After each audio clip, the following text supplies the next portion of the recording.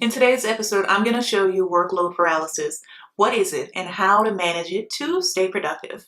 Perspective plans with new videos and podcasts weekly. Join our Patreon at patreon.com/perspective plans for exclusive videos and more. Visit perspectiveplans.com for all of your planner and stationery needs. Only at Perspective Plans, helping you plan for what's to come. Have you ever opened your to-do list and immediately wanted to take a nap? You've got a mountain of work, yet somehow you're doing everything except the work itself. Cleaning your desk, organizing your desktop icons, Googling how to be productive when you're deeply spiritually tired. Sound familiar? If your to-do list is starting to feel like a Jenga tower about to collapse, welcome to the soul-squeezing world of workload paralysis. It's every Overwhelm professional's least favorite frenemy. What even is workload paralysis? Think of it as procrastination's more dramatic cousin. It's not that you don't want to work, it's that you're so swamped you don't even know where to start. So instead of taking action, your brain just, freezes, like it's a laptop with 47 tabs open. You stare at your task, the tasks stare back at you. You both blink, nothing happens. And while you're locked in, this silent standoff with your responsibilities, your backlog is off in the corner, doing push-ups and getting stronger by the minute. What's behind the madness? Workload paralysis doesn't just show up to ruin your day out of nowhere. Oh no, it's got a whole squad of enablers. Procrastination, which is a classic, a true veteran of time wasting. Perfectionism, because why start if it won't be perfect on the first try, right? Lack of resources, sure I'll start, just as soon as I magically gain 5 extra hours in a second brain. Unclear expectations, you could start, but you're not even sure what the end goal is. Poor prioritization. Everything feels important, so nothing gets done. Burnout. You're so exhausted, even scrolling feels like cardio. And once that list snowballs into a backlog the size of a small mountain, your productivity engine stalls. Cue the stress, the overwhelm, and maybe some panic snacking. 5 battle-tested strategies to defeat the beast called workload paralysis. Okay, so you're stuck, paralyzed, staring at your screen like it owes you money. Escaping workload paralysis isn't about manifesting your way out of it or just working harder. It's about tricking your brain into motion with small, practical moves that don't feel like climbing Everest in a business casual suit. Here are 5 solid strategies to help you stop doom scrolling and actually getting stuff done. Big surprise. 1. Visualize your workload, because out of sight equals total overwhelming. You know what's scarier than actual workload? That endless, chaotic to-do list that looks like it was written by a caffeinated squirrel. But here's the trick. Instead of staring at a soul-crushing list of all the things, try putting your tasks on a calendar. Suddenly, you're not drowning, you're just swimming with floaties. Seeing your week mapped out makes everything look more doable, with your tasks spread out like little productivity breadcrumbs instead of one giant productivity monster. And every time one disappears off your calendar, boom, instant dopamine hit. It's kind of like you're whispering to your brain, you're doing great, sweetie. And if you work with a team, even better. Visualizing everyone's workload lets you plan a productivity wizard and avoid awkward wait, weren't you doing that moments. Tools like Nat charts and timeline views aren't just project managers with fancy titles. They're your secret weapon for turning chaos into calm. Think of it as turning your mental whiteboard from a crime scene into a Pinterest board. 2. Use the right tools. And no, post-it notes stuck to your forehead do not count. You can't organize chaos using sheer willpower and 3 open browser tabs. Time to call in the tech cavalry. There are apps for everything now, from task managers, project trackers, digital planners, and even mood-boosting cat gifts. Okay, maybe not for everything, but close to it. Use tools that let you assign due dates, so stuff doesn't sneak up on you like a passive-aggressive calendar ninja. Set priorities and urgency levels, because respond to Susan's email is not more important than filing your taxes. Add checklists, because checking your boxes is audibly satisfying and makes you feel like a boss. Set reminders, because let's be honest here, your memory isn't what it used to be, and it probably never will be. Track time, so you stop spending 45 minutes just checking Instagram real quick. When in doubt, automate what you can. Color code everything else and let the robots help you thrive.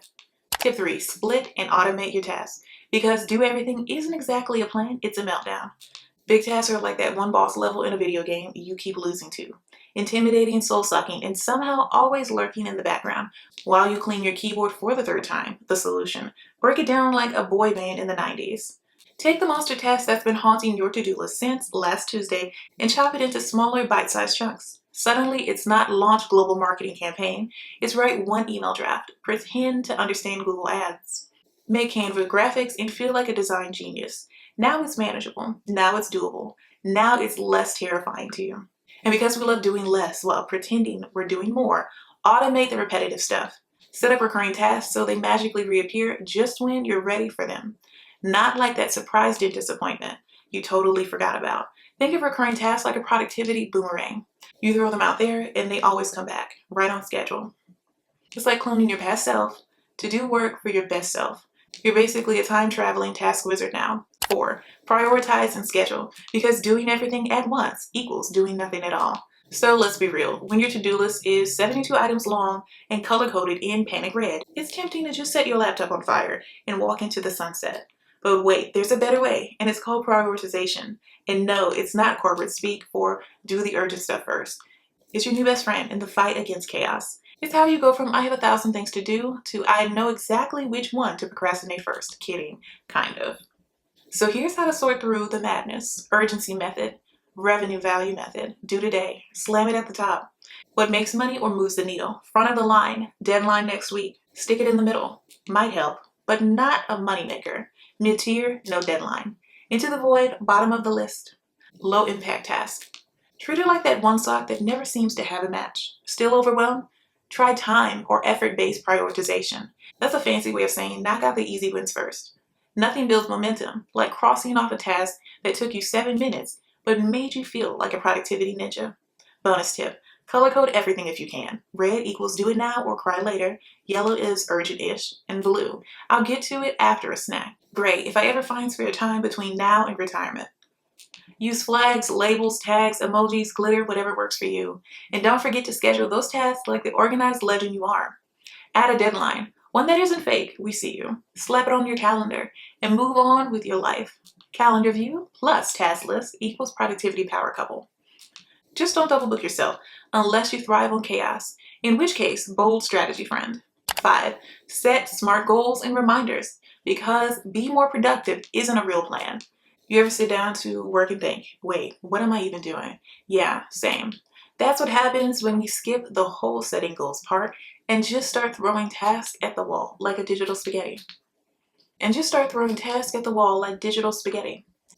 the SMART goal. It's like giving your goals a glow up. No more vague dreams like get better at stuff.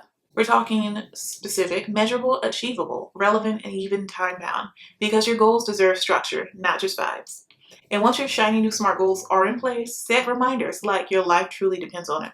Because, well, let's face it, your memory can't be trusted after 3 back-to-back Zoom calls and 1 accidental social media rabbit hole. Bonus, with fancy dashboards and automatic progress updates, you can actually see yourself crushing it in real time.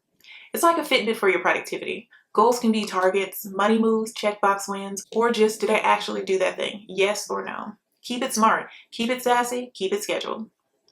When your workload paralysis becomes everyone's problem, sorry team, here's the thing about workload paralysis. It's not just your personal chaos. It's a full-blown productivity cold, and guess what?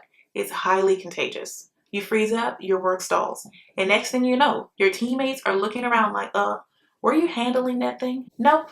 You were just staring into the existential void of your inbox. And when one person hits the productivity brakes, the whole team starts skidding. Cue the dramatic music. Here's what can go downhill faster than your Monday motivation. Team productivity drops. It's like a group project where one person's stress spiral slows everyone down. Stress levels rise. Now you're all panicking together. Imposter syndrome kicks in. You start wondering, am I actually qualified to breathe at this job? Revenue takes a hit. Yep, your stress is expensive. Like actual dollar sign expensive. Your personal life crashes at the party. Because why limit the meltdown to office hours? So yeah, workload paralysis isn't just a bad work day. It's a domino effect of chaos, confusion, and even caffeine. Learn the rules like a pro so you can break them like an artist. Pablo Picasso. I just want to take a moment to thank our patrons and channel members. This episode would not be possible without your support. Thank you. And if you would like to support the show, visit patreon.com/perspective plans today.